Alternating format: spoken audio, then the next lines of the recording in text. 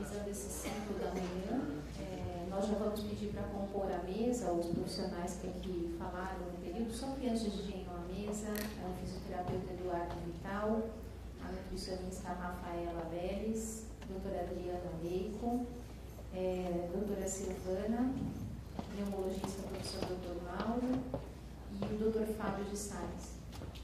E para fazer a moderação, nós chamamos o Jorge Abdala, do presidente da Associação Procura, e a Silvia Tortorella, diretora administrativa do Instituto Paulo Montijo.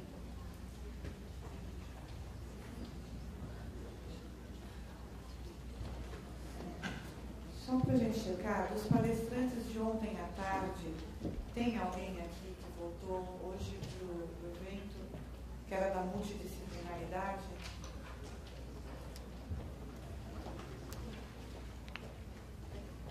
Tatiana, desculpa, Tatiana Amadeu Tuasek, por favor.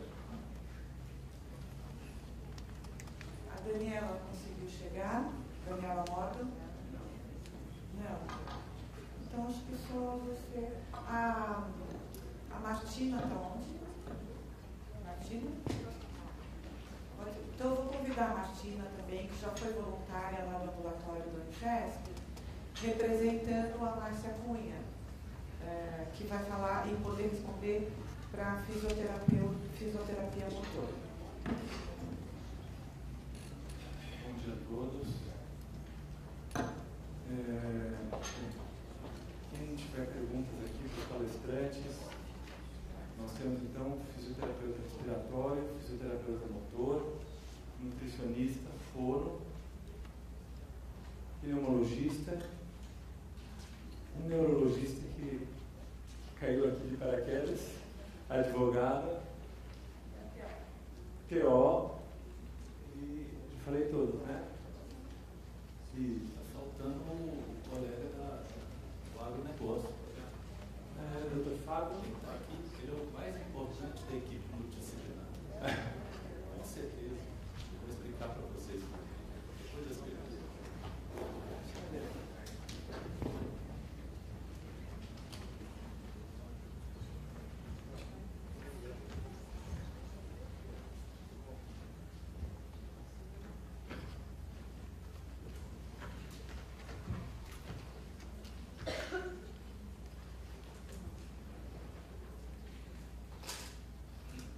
Então,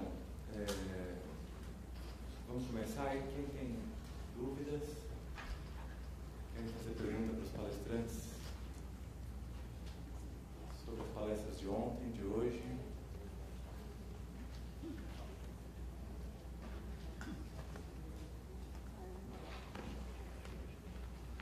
Deixa eu fazer uma pergunta para o Dr. Mauro e para o Eduardo. Num paciente UTI, qual é o parâmetro que nós utilizamos para fazer ou não fazer uma traqueostomia num paciente com esclerose atrofia com insuficiência respiratória? Uma resposta fácil essa. Essa pergunta não quer calar, né? Então, veja bem. Um paciente com esclerose lateral amiotrófica, ele, via de regra, não tem alteração pulmonar. Então, eu posso contar com o pulmão dele na plenitude. Então, eu já dependo dessa informação de pulmão normal, que eu não preciso de oxigênio. Eu não preciso de oxigênio em pacientes com pulmão normal. Oxigênio para paciente com DPOC, fibrose pulmonar e alterações graves da função pulmonar. Ele não tem. Eu preciso dar a bomba ventilatória para ele. Então, se um paciente cair a sua saturação abaixo de 95%, menor ou igual a 94%, igual o Eduardo falou, e ele não conseguir reverter a sua saturação para acima de 95%, com qualquer combinação de ventilação não invasiva e aparelho de tosse, está indicado ali a traqueostomia. Tá certo? Então, a gente fez questão de colocar o arsenal de ferramentas que você tem que ter utilizado para você dizer que aquele paciente, o que ele tem em última análise? Um envolvimento pulpar severo em que até mesmo saliva está sendo aspirada para o pulmão. Essa é a indicação de traqueostomia do paciente. mas você tem medicações que podem ajudar nisso, depois que ele faz a gastrostomia. E você tem que queimar todas as etapas. Tosse manual mecanicamente assistida, ventilação não invasiva, que pode ser feita por aparelhos pressóricos ou de suporte à vida com mais recursos, vamos dizer, de ventilação, e só aí teria indicação de traqueostomia, tá certo? Outras complicações sistêmicas podem fazer com que a traqueostomia seja necessária temporariamente e não definitivamente. Então, isso também pode fazer parte desse escopo de apresentação do paciente. Basicamente é isso. Então, não teria nenhum benefício em fazer uma traque precoce, como a gente preconiza em relação à gastro? Não tem indicação. Eu mostrei para vocês aqui os dados. Se tivesse indicação, eu pegava aquela barra de 25 meses na traqueostomia, sozinha, acrescenta em média, tá, gente? Tudo que eu coloquei aqui foi média. Pessoas ficaram 12 anos, eu acredito que muitos vão ser recordistas desses anos no futuro e torço para que isso aconteça. Mas se a traqueostomia fixasse essa sobrevida em média, eu colocaria em cima dos 14 meses que a ventilação não invasiva foi utilizada, mais os 23 meses, mais os 25 meses, daria a sobrevida. E na verdade não. Dos 37 meses, o maior contribuinte foi a ventilação não invasiva e os cuidados respiratórios não invasivos. Mostrando que a traqueostomia tem pouco ou nada a ver com isso. Porque ela é que normalmente é incriminada, né? Colocada como coisa do diabo e a ventilação não invasiva como dos anjos do céu. Não tem nada a ver. Isso é envolvimento passional com ventilação não invasiva e não deve existir. A ventilação não invasiva com a traqueostomia precoce, ela aumenta o maior componente dentro da sobrevida média do paciente com esclerose lateral amiotrófica. E o que define não é a traqueostomia, o que define é o momento em que a traqueostomia é necessária, em que o paciente já caminhou sua doença adiante, né, com ventilação não invasiva, e ele se encontra numa situação mais avançada, com envolvimento pulmonar mais avançado. Então, talvez um dos maiores papéis da ventilação não invasiva, só para encerrar, seria dar tempo para você decidir adequadamente se vai ser feito traqueostomia e cuidados paliativos, porque a doença ela vai avançar um pouco mais e você tem mais embasamento para poder decidir. Então, ela tem esse papel extremamente importante também no contexto da doença neuromuscular. Bom dia, não sei se é boa tarde já. Parabenizar a maioria dos palestrantes, os que eu assisti hoje, excelentes palestras. Eu sou Miriam Moura, sou neurologista, coordeno o Centro de Referência de Neuromuscular no DF. Eu gostaria de fazer algumas perguntas. Eduardo, fisioterapeuta, e Dr. Mauro. Será que vocês pensam de usar a gasovenosa na monitorização desses pacientes? Lá no DF a gente faz pela manhã, logo que o paciente acorda, e no final da tarde, para ter 2 parâmetros, diurno e noturno. Por quê? Porque é barato, né? Eu trabalho no serviço público, para fazer polissonografia a gente demora bastante. A CVF sentada, deitada, a gente faz prona e supina, mas ela não tem mostrado uma boa correlação com o prognóstico. Inclusive fiz 2 estudos sobre fatores prognósticos e não encontrei, com um N bem razoável, não encontrei uma boa correlação da CVF. Polissonografia é caro, demora para marcar. E outra coisa que eu queria perguntar era em relação à oximetria noturna, a sensibilidade da polissonografia em relação à oximetria noturna. Muitas vezes faço oximetria noturna, mas eu não sei se o paciente dormiu adequadamente, se ele fez estágio REM e se ele fez estágio sono delta. Então, essas 2 perguntas para os 2. Eu perguntei pelo menos 4 questões relevantes, né? Bom, eu não vejo muito motivo de fazer gasometria venosa no paciente se você pode botar no dedo dele um oxímetro, porque o oxímetro já está validado como uma ferramenta extremamente interessante para você prever quando aquele paciente vai ter complicações ou não, inclusive precocemente, porque ele é bom, bonito e barato. Ele está, você pode comprar um R$105 na internet, se você quiser comprar um. Mas o que grava é caro. Não, um oxímetro de mesa ele não é caro. Mas ele não faz a gravação, não faz o registro da noite toda. Mas esse oxímetro de mesa que você vê em CTIs e tal, ele é um oxímetro um pouco mais caro do que o seu outro oxímetro. Você coleta informações numa memória, leva para um centro de referência onde tem um software de análise. Esse software de análise, que eu falo para você qual que é o nome, que é o Profox, não tem nenhum conflito de interesses, é o melhor software para análise. E ele te dá um relatório direitinho do que aconteceu naquela noite do paciente. Se você precisar repetir esse, talvez seja o melhor parâmetro. Eu discordo um pouquinho da capacidade vital. Eu acho a capacidade vital, principalmente a sentada comparada com deitada, uma forma de você excluir um tipo de paciente, um tipo de apresentação de esclerose lateral amiotrófica, que é o paciente diafragmático. Ele agradece muito ventilação não invasiva, cuidados com a tosse, e é um parâmetro interessante. Eu, pessoalmente, nunca acreditei muito em gasometria venosa, mas pode ser que eu esteja enganado, E se eu fosse fazer uma gasometria venosa, eu olharia para o bicarbonato do paciente. Porque para o bicarbonato do paciente, você tem uma outra forma de enxergar o sistema respiratório, através do rim. Toda vez que o gás carbônico sobe na corrente sanguínea, 3 dias depois o rim responde retendo bicarbonato. Se é uma apneia aqui hoje, talvez daqui a 3 dias o meu gás carbônico vai subir um pouco, o meu bicarbonato vai subir um pouquinho, vai descer. Mas se eu tiver uma hipoventilação todos os dias à noite, principalmente quando esse bicarbonato passar de 27 maior ou igual a 27, começa a reparar 27 ou mais, talvez você tenha, isso é um parâmetro validado para a síndrome de hipoventilação da obesidade. Isso começa a aparecer nos últimos consensos de sono para a síndrome de hipoventilação da obesidade, que, em última análise, é uma hipoventilação como a da doença neuromuscular. Desculpa, mas nós temos 10 minutos para fechar as perguntas. Eu acho que esse é um assunto que a gente demoraria mais 2 horas discutindo ao longo de toda a tarde. E o almoço acho que pode ser bem aproveitado para aprofundar um pouco mais essa discussão. Mas eu gostaria de abrir para outras perguntas de outros, que envolvam outras áreas também, ou até mesmo a respiratória aqui. É muito importante. Aí você vem aqui, quem quiser fazer a pergunta, pode vir, Suzana. Vem aqui, se inscreve, e eu só vou pedir para as pessoas se apresentarem, fazerem a pergunta e dizer para quem. Obrigada. Bom dia a todos, meu nome é Silvana, sou aqui de São Paulo. Eu fui portadora de esclerose lateral amiotrófica, acompanhada pela Associação Amarela. E eu gostaria de direcionar a pergunta para o Dr. Fábio, do IPA, Instituto Pensar Agropecuária. Na verdade, essa questão acho que envolve várias especialidades.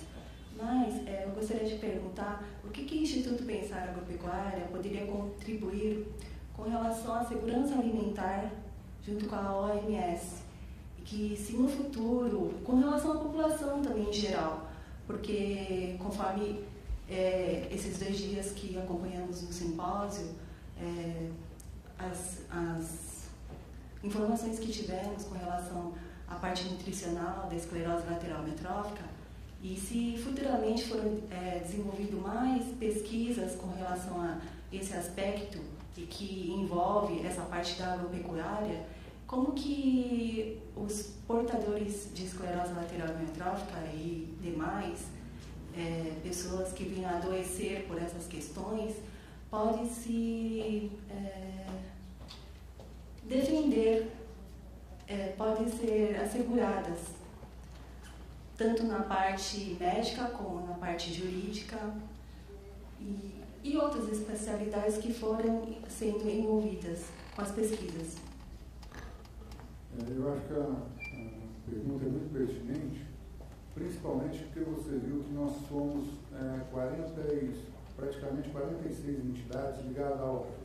Na questão nutricional, a gente já tem visto alguns estudos e alguns trabalhos que a gente está acompanhando no sentido de melhorar os alimentos, o que produzir, o que comer, com quais ingredientes. Porque hoje nós temos uma condição de tecnologia que nós podemos inserir nos alimentos, não fazendo uma mudança no seu DNA, mas agregando mais vitaminas, cálcio. Isso já tem em alguns lugares do mundo que já está desenvolvido. Isso nós precisamos saber tecnicamente o que se necessita, que padrão de alimento seria necessário. Essa demanda normalmente seria levado ao Ministério do Desenvolvimento de Tecnologia, junto com o Ministério da Agricultura. E, mediante essa demanda, nós desenvolveríamos com alguns setores, tipo a Embrapa, alguns lugares de pesquisa, o padrão de alimento a ser desenvolvido. Isso não é como não deve ser específico só da questão da ELA, deve ser para uma série de outras patologias, porque hoje já se fornece para alguns hospitais alguns alimentos específicos e produzidos de forma diferenciada. Está certo que esses hospitais são hospitais de poder aquisitivo mais alto, mas nós precisaríamos transformar isso para a população. A partir do momento que nós soubermos dessa necessidade, ou um pré-projeto, ou uma descrição, nós temos como avaliar e criar uma situação para que se possa conseguir, ou se nós podemos alcançar uma pesquisa nesse nível, ou aonde ela já foi desenvolvida. Eu queria complementar em relação, especialmente o senhor tinha falado também na sua aula sobre segurança alimentar, de influência de fatores de produção no desenvolvimento ou não da doença. Né? A gente está entrando numa era agora muito de medicina personalizada, onde não só as causas das doenças, mas também o tratamento não vai ser mais tão encarado como o que é do grupo, mas o que é que realmente é causador ou é importante para aquela pessoa. E uma das preocupações do projeto MIND, que eu vou falar agora de tarde, que visa fazer a transcrição gênica de um grande número de pacientes ao redor do mundo, é tentar colocar, fazer uma correlação entre os fatores genéticos, os fatores ambientais, e ver quais fatores ambientais são importantes para quais pessoas específicas, né? E tentar, com isso, buscar novos tratamentos que corrijam esse tipo de interação. Então, eu acho que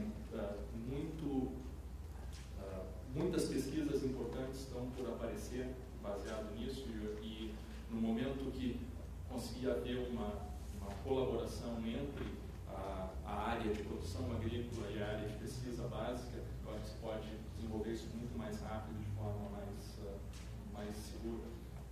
Eu acho muito importante essa sua colocação, principalmente porque a gente tem, vamos dizer, uma empresa, vou citar uma empresa, que é a Bayer. A Bayer é uma produtora de defensivos agrícolas e uma produtora de medicamentos. Nós temos uma série de produtos que vão ser utilizados, defensivos agrícolas, é um exemplo que eu estou dando. Então, nós temos que ter até a junção dessas estruturas para que as pesquisas possam se solidificar. Porque nós temos o problema do uso de defensivo agrícola dentro do clima nosso tropical, que é diferente da Europa, dos Estados Unidos e uma parte da Europa que não tem gelo, e o gelo paralisa, combate uma série de situações. E nós estamos no trópico e produzimos 365 dias do ano. Não é que nem lá que você tem uma janela de 4 ou 5 meses. Dentro da questão, dessa outra questão da modificação, ou dos elementos que precisam ser norteados sobre pesquisas, vêm as alterações de DNA. Porque hoje nós já estamos desenvolvendo soja única e exclusiva para biocombustível, que o óleo vai ser destinado mais para biocombustível. Então, dessa mesma forma, foi feito no milho dos Estados Unidos, que eles fazem o etanol. Então, eles têm uma proporção dentro dessa situação. Então, professor, eu gostaria até de poder participar mais ativamente desses novos conceitos que estão surgindo, para que a gente leve as demandas para os nossos centros, que são de pesquisa, e que nós temos as empresas e as entidades necessárias para participar desse trabalho. Meu nome é Fernanda, eu sou fisioterapeuta. Queria agradecer também a palestra de vocês de ontem e de hoje. Apesar de ser físio, a minha pergunta vai para a Adriana.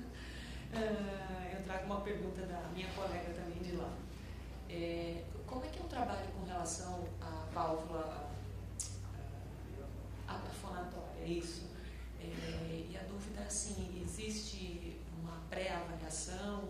Como é que a gente faz para indicar, né, a válvula? E aí minha pergunta também se estende para a questão da fisiorrespiratória e de todos os recursos que vocês comentaram, junto com a válvula. Tem visto que nem todo paciente se beneficia da válvula. Muitos têm falado, até porque a gente coloca alguma coisa a mais no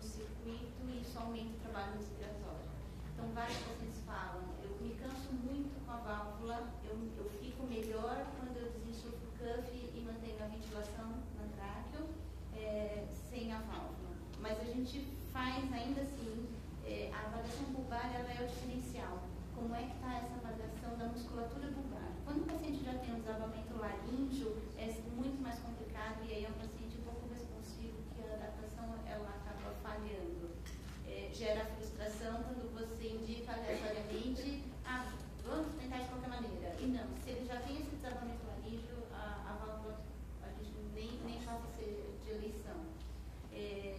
Muitas vezes eu coloco para esse paciente que refere que cansa muito com a válvula. Ele se comunica, ele fala sem a válvula, só com o ventilador ligado, e eu coloco a válvula para deglutição, porque aí a válvula para o momento de deglutição, seja prazer alimentar, que não tenha volume de refeição, ele me ajuda no ajuste pressórico que ele faz dentro do sistema. Então, para a questão de deglutição, me traz um pouquinho mais de segurança para a via aérea. Bom, nessa questão da válvula, a gente da fisioterapia também tem uma atuação importante em parceria com a FOM, né? Então a gente atua junto, né? Então fazendo toda aquela higiene de supracuff, utilizando aí a via aérea interna para o paciente não ter o risco de broncoaspirar durante o uso aí da válvula, e também de estratégias ventilatórias, né? Então utilizar o ventilador para o paciente ter um benefício maior aí no uso da válvula. É possível, sim.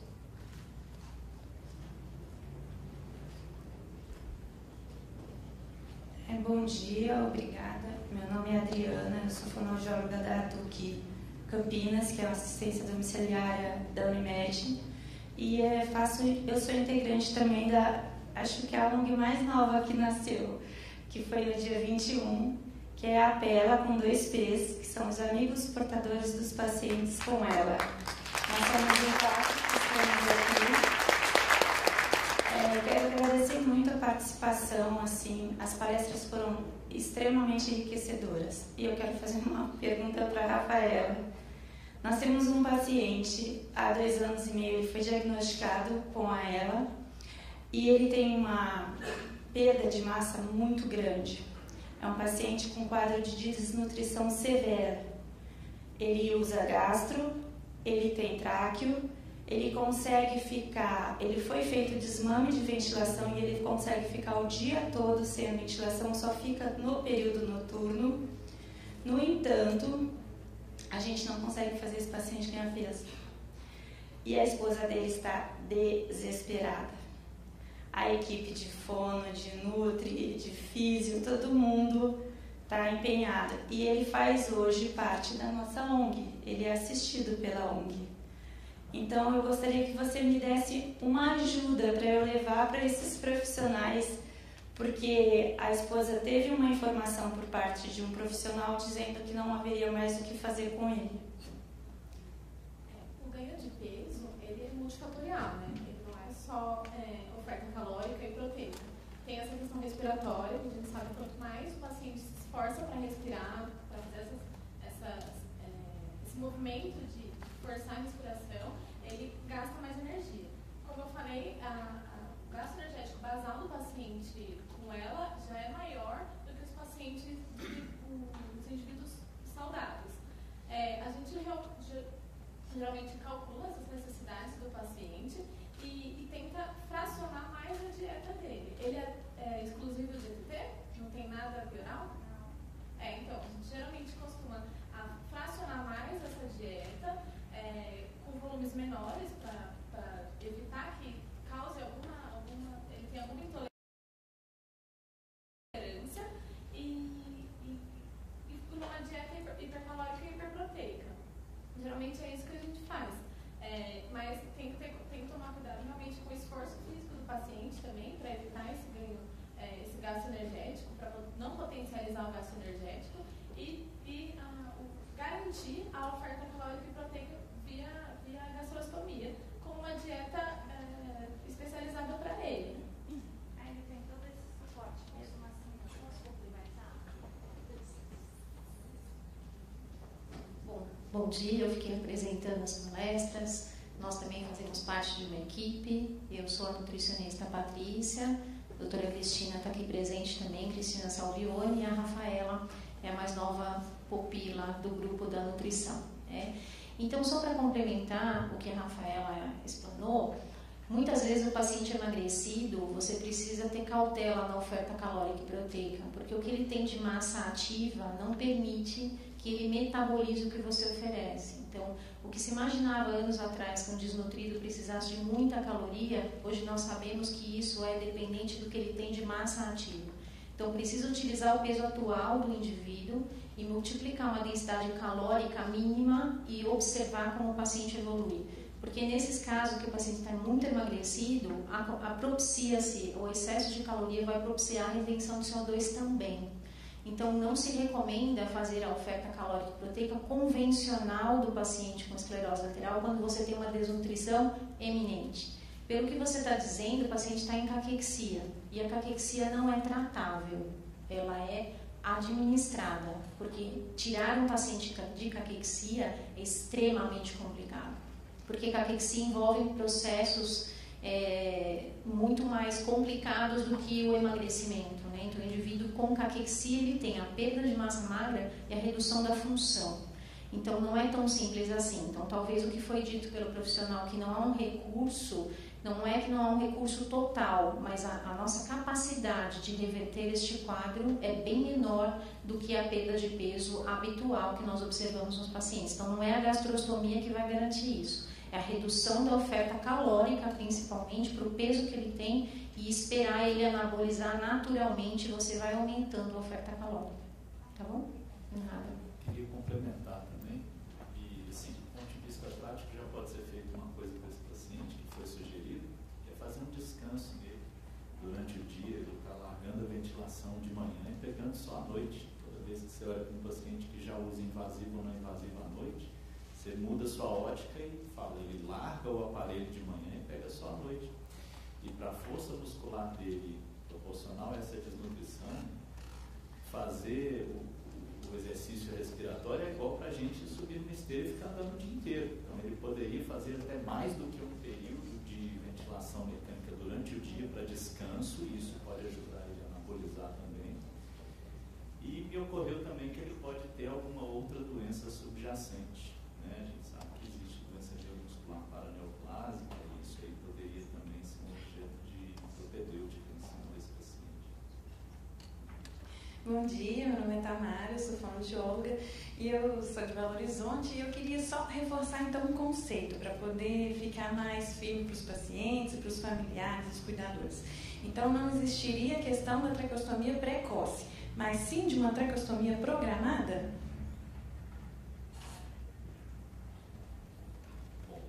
Traqueostomia programada é quase uma utopia, porque na prática a gente não vê isso acontecer. A gente aborda o paciente, conversa, os caminhos, orienta como o papel do médico assistente, reza e a gente faz, mas a maior parte das traqueostomias são feitas em situações de urgência e emergência. Então, investir em cuidados respiratórios não invasivos está associado com melhor prognóstico, né, a médio prazo. E a traqueostomia não é uma alternativa nem feita precoce e nem eletivamente eu consigo enxergar ela na prática. Mas se você tiver um paciente que desaturou e não consegue reverter essa desaturação com todas essas combinações de ferramentas que eu coloquei para vocês, esse paciente seria teoricamente eletivo. Mas ele normalmente não interna eletivamente, ele interna durante uma exacerbação e é feita a traqueostomia em situação de urgência e emergência. Mas me ocorreu, depois de responder a pergunta da doutora Karine, uma questão que não é técnica, é uma questão de vida real. Se você estiver num centro em que você não confia que você vai ser feito um cuidado com o paciente adequado, talvez a traqueostomia dele tivesse uma indicação. Não ia nem comentar se não tivesse essa pergunta, mas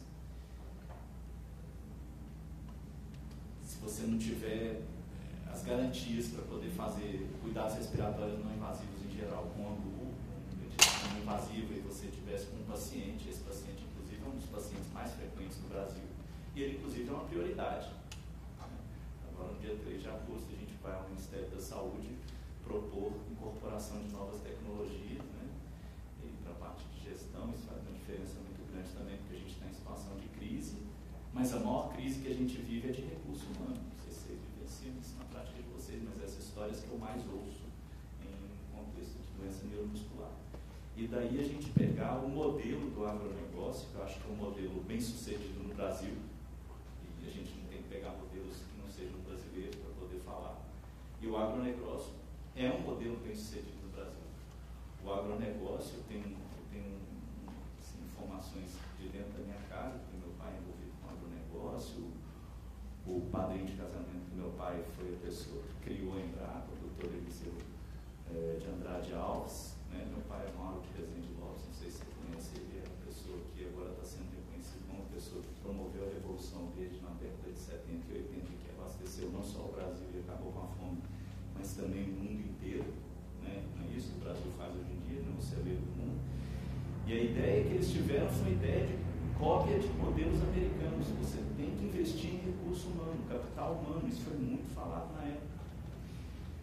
E, assim, se o tempo permitir, eu posso falar para vocês como que isso é feito. Isso foi feito pegando pessoas e capacitando pessoas. Existem mais de milhares de PhDs que são formados pela Embrapa hoje em dia e que fazem o agronegócio ser revolucionário. Não precisa aumentar a quantidade de área trabalhada para você fazer a tecnologia, para fazer aquela área pequena produzir muito mais alimento. E eu acho que esse modelo deve ser copiado para centros de referência em ventilação mecânica domiciliar. É isso que eu defendo lá no Ministério da Saúde.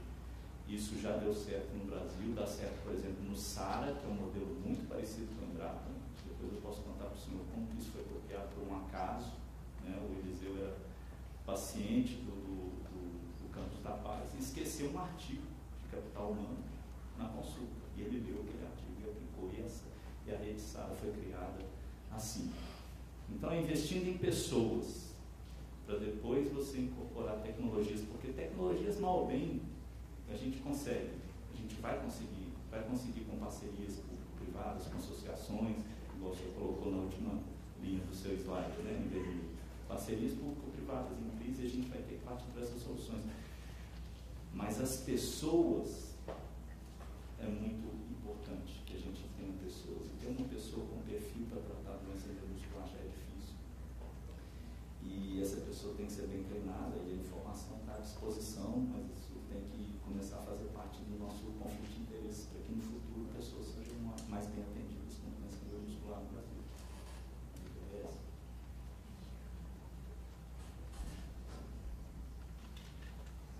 Eu só queria complementar aqui, só um minutinho. O doutor deu uma área de água aqui para nós, muito melhor do que a minha, mas parabéns pelo conhecimento. O doutor Eliseu realmente é um baluarte, foi uma das pessoas que até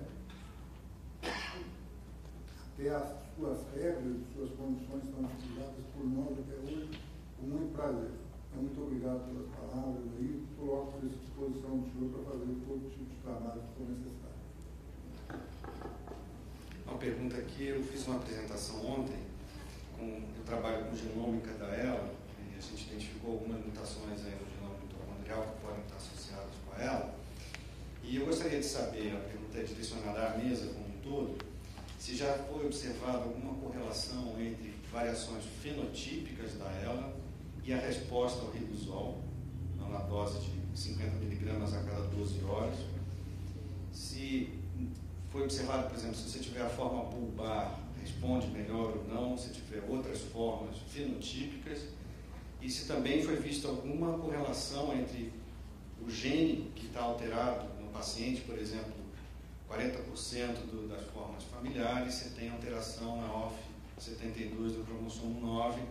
Então, se esses pacientes têm uma resposta diferente de outros com relação à resposta do riluzol. Então, essa é a minha pergunta.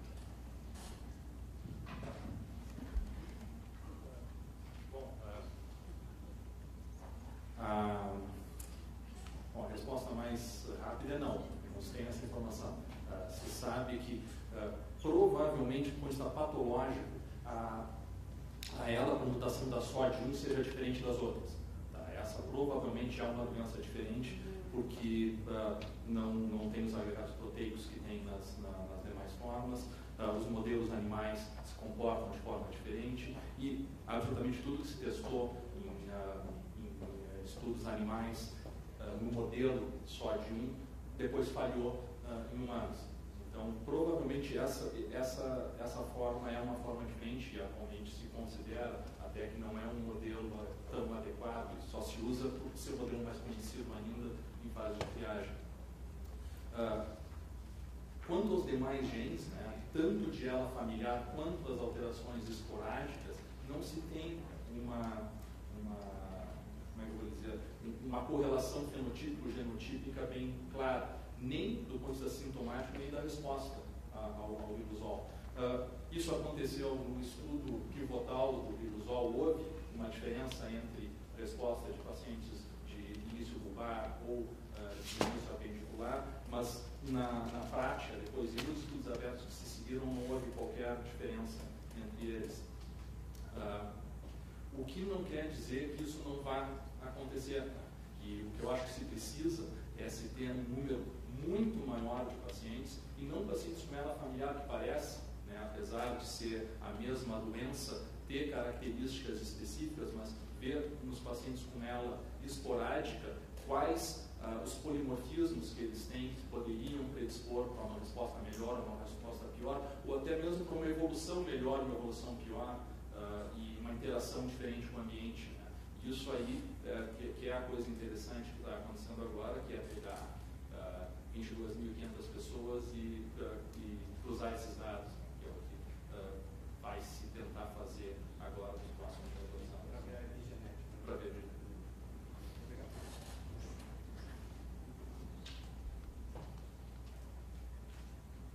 Então, nós agradecemos a todos os palestrantes pela contribuição. Doutora Cari ainda quer dar uma palavrinha? Só um comentário importante.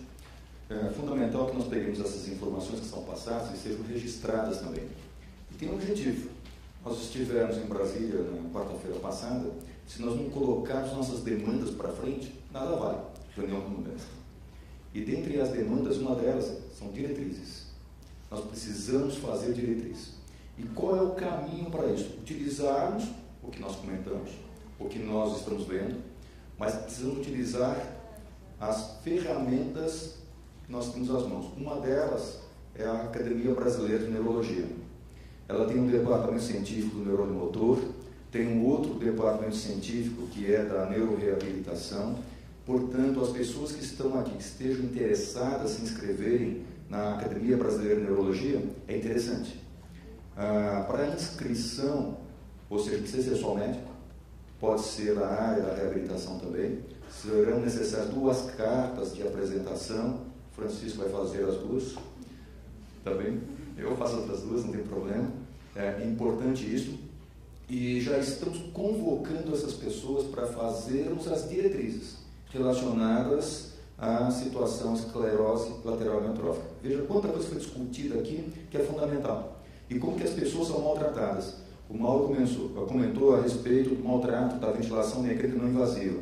Eu poderia fazer o contrário. Se eu apresentar uma fotografia de uma moça que foi submetida a uma traqueostomia, você ia ficar assustado com o estrago que foi feito no pescoço dela. E depois assustado ficamos quando vai ser feita a aspiração desse coitado ou dessa coitada que se encontra lá também. Ou seja, nós precisamos de colocar as nossas demandas, que elas voltam para nós sob uma forma de gestão. Obrigada, doutora Karina. Então, agradecendo a todos pela participação, aos palestrantes, a vocês que vieram assistir. Então, só